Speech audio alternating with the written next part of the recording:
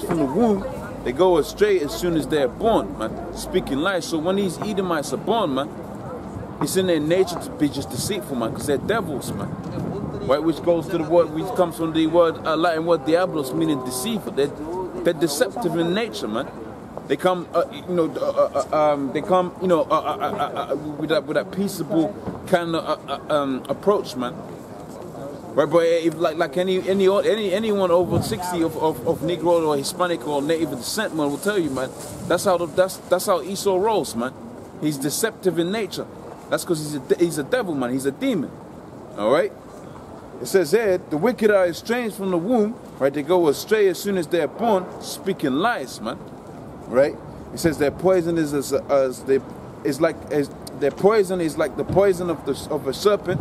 They're like the deaf adder that stoopeth her ear, which shall not hearken to the voice of charmers, charming never so wisely. It says break their teeth, right, of power, right, which is their military might, which I was going into a second ago.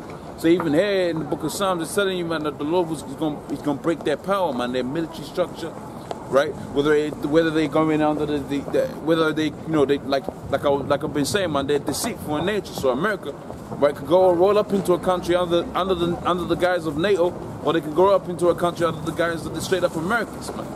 They could do whatever they like, man. Right? Because really, NATO is just another force of the American, American military, man. If they want to roll up into a country, they'll make it up like the country's leader, like how you had Gaddafi and you had the president in Syria. Right? They had it to where they had uproars of the people, and they were saying that the Syrian president was attacking his people and all of that, man. And they just roll up into the country under the guise of NATO, man. Or if they want to roll up straight into there, they'll just do what they did in Iraq, man. All right, so Esau is deceptive in nature, man. That's his whole thing, man. Right? That's why the scripture, when you go into the scripture, he's known as the devil. He's a deceiver, man. Right? But it's gonna be like the book says like it says in the book of Isaiah, the 14th chapter, man.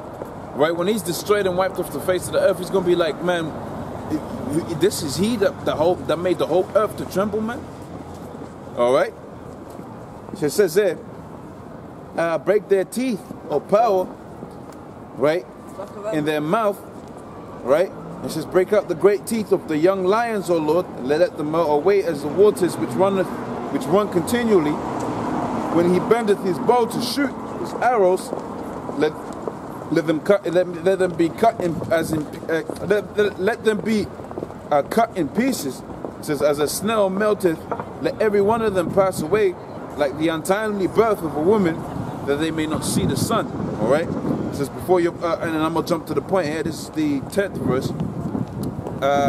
It says the righteous shall rejoice when he seeth the vengeance. So, like the underlying tone, right? You gonna get vengeance that's gonna have to be implemented, man. It's gonna have to be executed, man.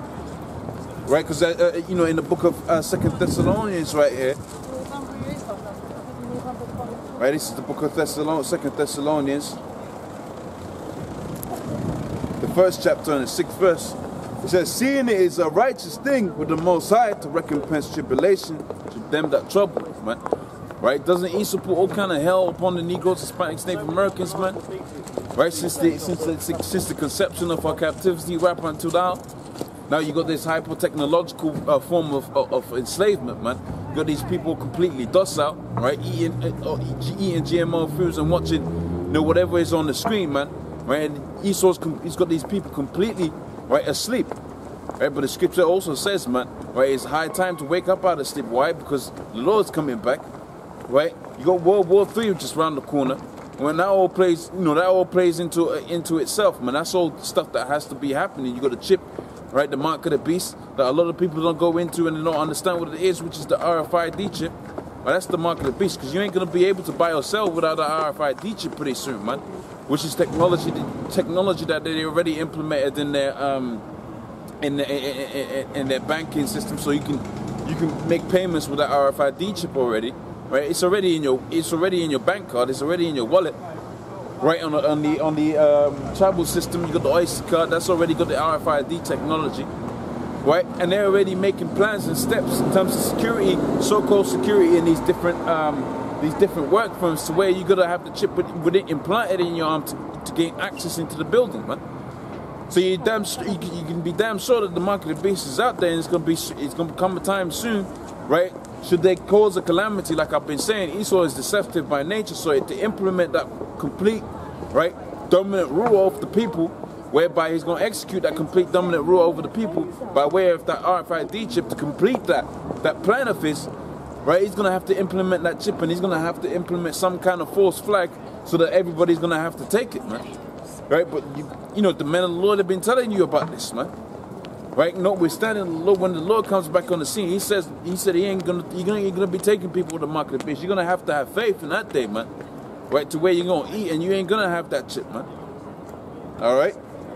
So it says there, seeing it is a righteous thing with the Most High to recompense tribulation to them that trouble you. All right. So it's a righteous thing, right? With the Most High to recompense tribulation to them that trouble us. And like I've been saying, man, you had the Negroes, Hispanics, Native Americans in hardcore captivity. That retribution is going to have to be accounted for. In fact, the next precept here in the book of Revelations, the 13th chapter, goes into this. Right, so this is Revelations 13 and 9. It says, if any man have an ear, let him hear. And what's that alluding to? Right, it's alluding back to the other main thing, man, the election. Right, because the Most High hasn't given an ear to hear, right, the scriptures. You can't just open up this book and understand, man. Right, the Most High, the God, who you call God, has to have opened your mind to understand that, right, from the foundations of the earth, man. So he says here, if any man have an ear, let him hear. Right, he that leadeth into captivity shall go into captivity. And in the book of Isaiah, it speaks about that, right? And in fact, I'll get into that right now, because I brought that scripture out just a second ago. So this is Isaiah, the 14th chapter.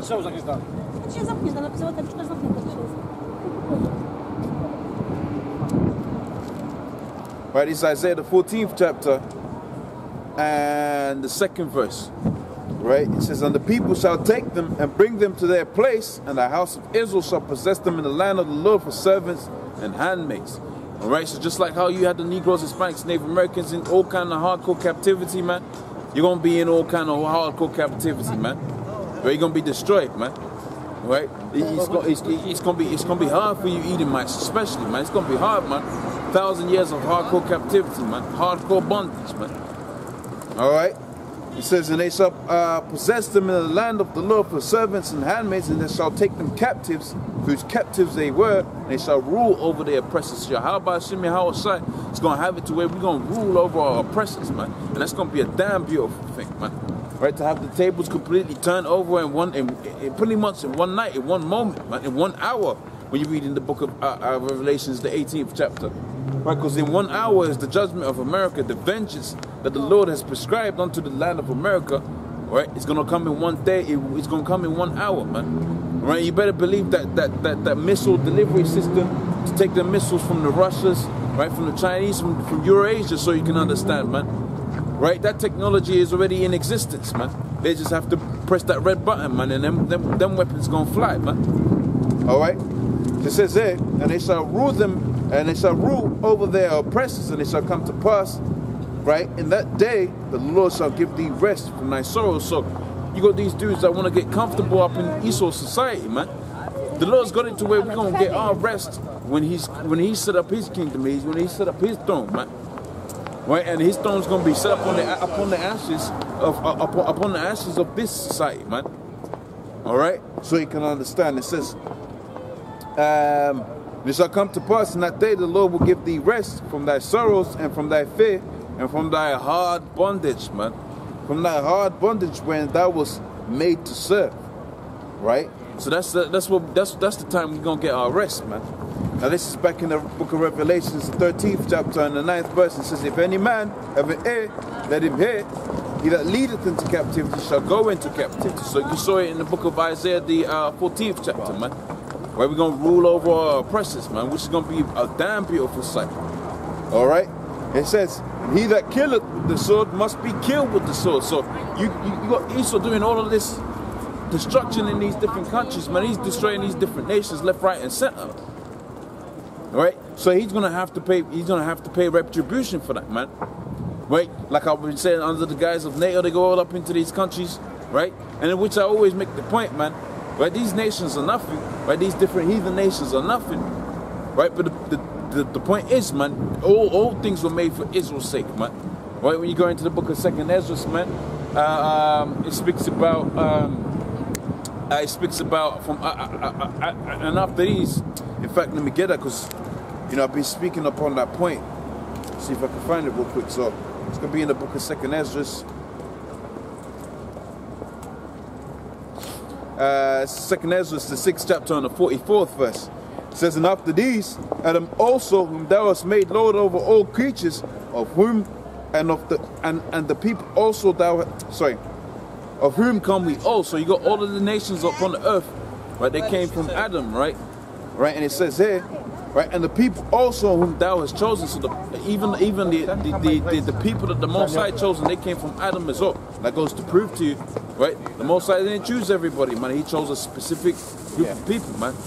Right? It says here, and all this have I spoken before thee, O Lord, right? Because thou hast made the world for our sakes. So these different nations, man, they were made for really our pleasure, man. So we can lay back and kick it, man. Right? So we can relax, right? Whilst the Edomites stomping our grapes, man. Right? Whilst the Edomites building up our houses, man. So we can kick it. That's why it says here, man, and all this have I spoken before thee, O Lord, because thou hast made the world for our sakes, man. All right?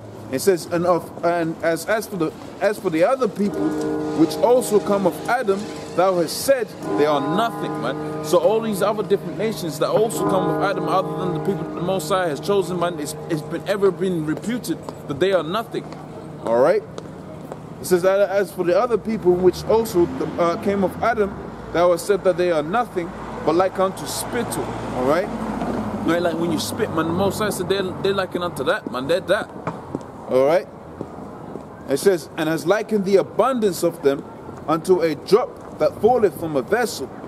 Right. And it says, and now, O Lord, behold, these heathens which have ever been reputed as nothing, right, have begun to be lords over us and to devour us. So whether it was Edom, right, whether it was Ishmael, right, whether it was the Hamitic nations, all of the different nations, man, they became really, because the nation of Israel, the Negroes, Hispanics, Native Americans went off on the Lord's statutes, commandments of the Most High, right? So the Most High put us in hardcore bondage underneath these different nations. That's why the scripture says here, wherefore now these heathens which have ever been reputed as nothing has begun to be lords over us, all right, and to devour us, man. Because you got the nation of Israel, the Negroes, Hispanics, Native Americans, devoured by all of these different nations, man. All right. But guess what? Like going back into the scripture here, he that leadeth into captivity he shall go into captivity. He that killeth with the sword must be killed with the sword, man. The Most High is going to execute his vengeance, man. All right. Like going into the book of Zechariah, the 2nd chapter, on the 8th verse, man. He that touches you touches the apple of the Most High's eye, man. Man, you got scoffers and scorners. They're gonna get their they're gonna get the retribution that they're scoffing and scorning, man. The Most High is gonna increase their pain in that day, man. All right. So it says there, back in 2nd Ezra, the 6:57, it says, and now, O Lord, behold, these heathen which have ever been reputed as nothing have begun to be lords over us and to devour us. But we thy people, whom thou hast called thy firstborn, thy only begotten, and thy fervent lover. So the Most High called us his firstborn, his fervent lover, and his only begotten, man. All right. Are given into their hands, and he says, if the world be made for our sakes, why do we not possess an inheritance? So we don't possess an inheritance, but in here, that's what you got when you have the UN meetings, man. You ain't got no seat for the 12 tribes of Israel, the Negroes, Hispanics, Native Americans, man. You ain't got no seat where policies are made, right? You know, that directly affect the Negroes, Hispanics, Native Americans in their favor, man. Because really, these different nations have begun to be, they became lords over us, man, and they wanted to wipe off the nation of Israel from the face of the earth, man. The Negroes, Hispanics, Native Americans from the face of the earth. Because going back into the history, man, when we took the land of Canaan, man, right, which was really our land going back onto Adam, but when we took that land of Canaan, man, right, you had all of these different nations, man. They were fearful of the Lord and the power that he put upon the Negroes, Hispanics, Native Americans. We was devouring all those different nations around them, man.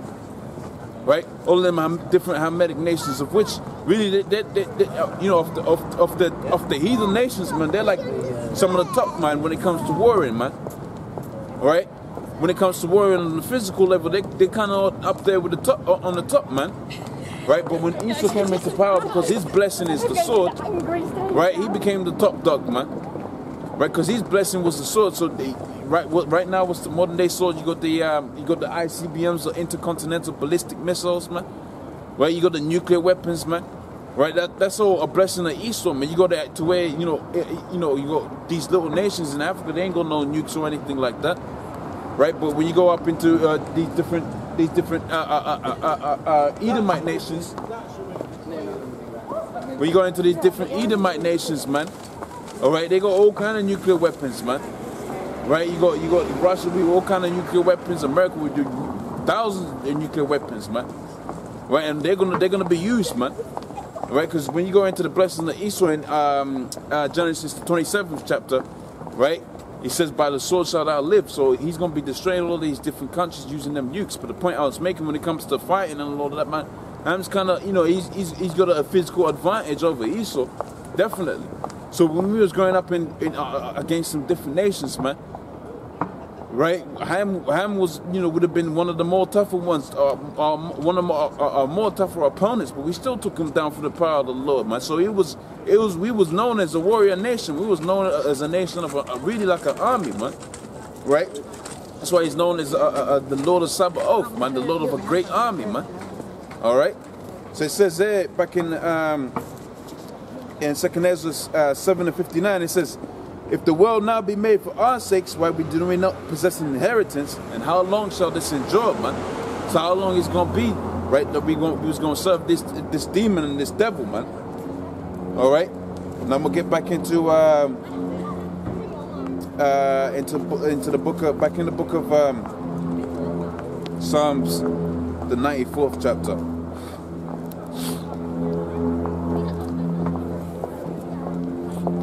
Right, so it's back in Psalms 94, and this is the 2nd verse on down. It says there, lift up thyself, thou judge of the earth, and render a reward to the proud. Because you got proud people walking up and down, man, with the nose raised up to the sky. Most High is going to render a reward unto them. But really going back onto Esau, and this is the book of Obadiah, man. All right.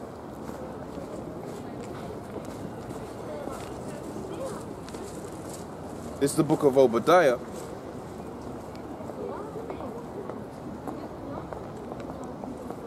Sorry.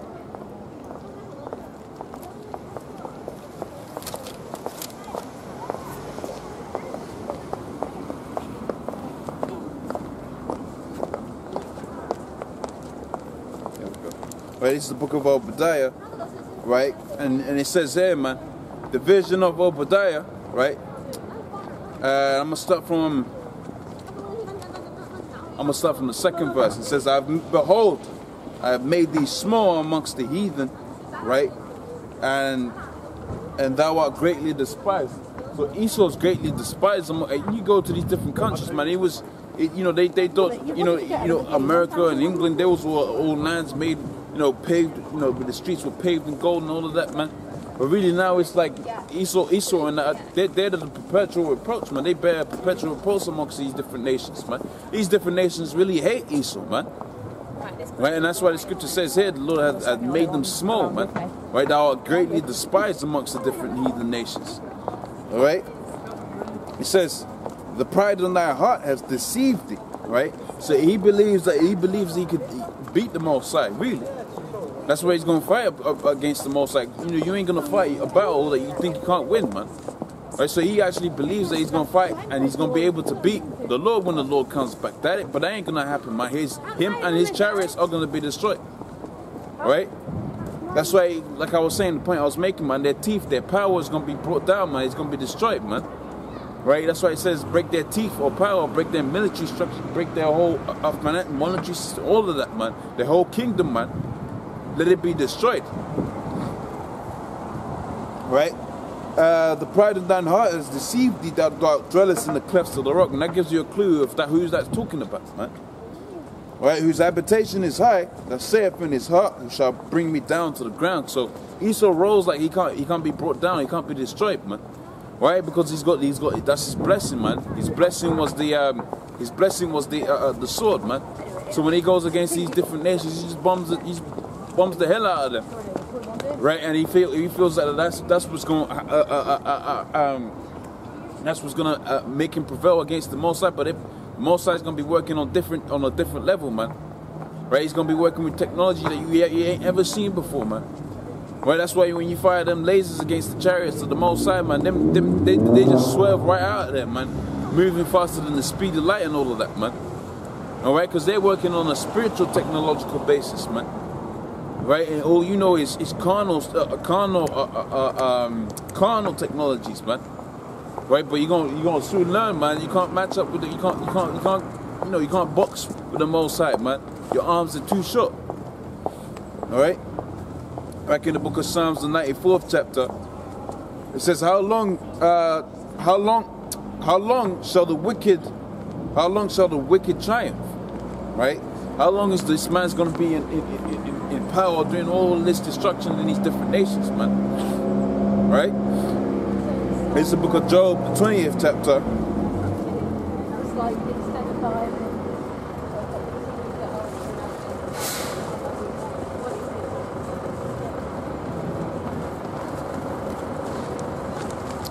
And